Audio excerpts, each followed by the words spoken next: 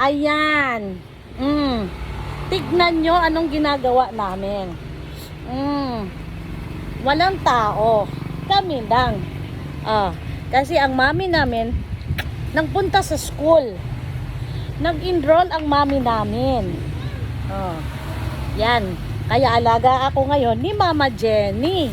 Wala kaming ginagawa ngayon kundi lambing-lambing. Ayan. Hinintay namin si Ate Joanna namin kasi nagluluto.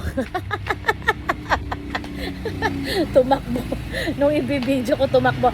Ay, bilisan mo na! Ay! Ayan, ang laki ng mata, oh. Inihintay ko lang yung bunso ko matapos magluto. Bilisan mo, wag mo akong ano-anuhin. Mas lalo kita ibibidyo, kala mo. Kasi kakargahin niya. Dahil hahanda ko yung pampaligo. Diba? Yeah. Umpisa sa pasukan, ganito ang buhay namin araw-araw. Pag may pasok ang mami niya, si Mama Jenny ang yaya, caregiver, taga-bantay, taga lahat. Plus, yung dalawang makulit niya pang kuya. Ang isa nasa school pa.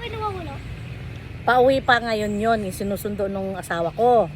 Si Jaco naman, kasama naman ng asawa ko, sinundo yung kuya. So, isipin nyo, 3 bugwet ang alaga ko araw-araw. Dalawang makulit, at saka isang cute. Isang cute na yan.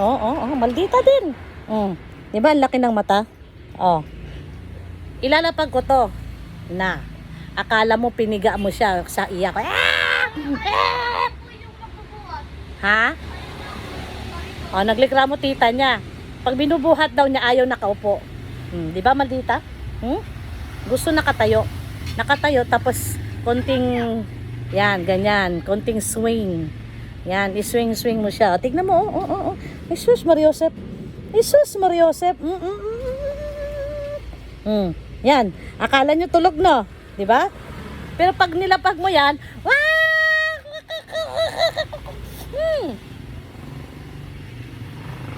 pero mamaya tuloy-tuloy ang tulog nito pagka napaliguan ko na. Kaya, Tita Joanna, bilisan mo na magluto at mag-almusal. Dalian mo na. Dalian mo na. Ibibidyo kita, sige. Ayaw na i-video siya. Nagluluto siya ng ano niya, almusal niya. Marunong na siya magluto eh. Ano ba yan? Almusal na yan? Tanghalian na yan? Ano ba yan? Lunch na pala. Lunch na pala. Pang lunch na pala yung luto niya. Siya magkakarga nito. Ay, sis, tawa-tawa. Yan. Paano ka mainis tong sakit na to? Pag tinawanan ka lang, pag nag-smile na, wala na. Nawala mo na. Wala na yung inis mo at saka ano mo, pagod mo. Diyos ko, itong buhok ko nakatayo. Hindi kasi ako nakapagsukli kayo ng umaga. Inano ko lang, clinip ko na lang yung buhok ko para mabilisan na lang. Kasi nga, nagmamadali ako sa sampay ko. Pero tapos na ako nagsampay. Tapos na ang labada ko. Kaya ito na naman. For today's video. Itong alaga ko hanggang maghapon. Hanggang hindi makakauwi ang nanay niya. Kasi, tawag nito. Mga 1 hour kasi yung biyahe ng nanay niya.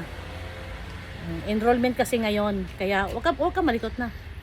Enrollment kasi ngayon, kaya pumunta ngayon ang nanay niya sa school. Nag-enroll kasi next week pasukan na nila. Yan. Kasi yung nanay niya, pinagtapos ko kasi nahinto siya nung nag-asawa. So pinagpatuloy kong pag-aaral niya. Pero sa awa ng Diyos, thank you Lord, graduating na siya. Ayan, graduating na. Pagka graduation na ng nanay niya, ang susundo sa kanya at ang sasama sa kanya para tanggapin ang diploma, si Naya na. Kasi malaki na siya nun. Maglalakad na siya. Kaya si Naya na ang 3 years old? Magwa 1 year lang siya nun. Kausap ko yung bunso ko. Ayaw kasi magpa-video. Di ba?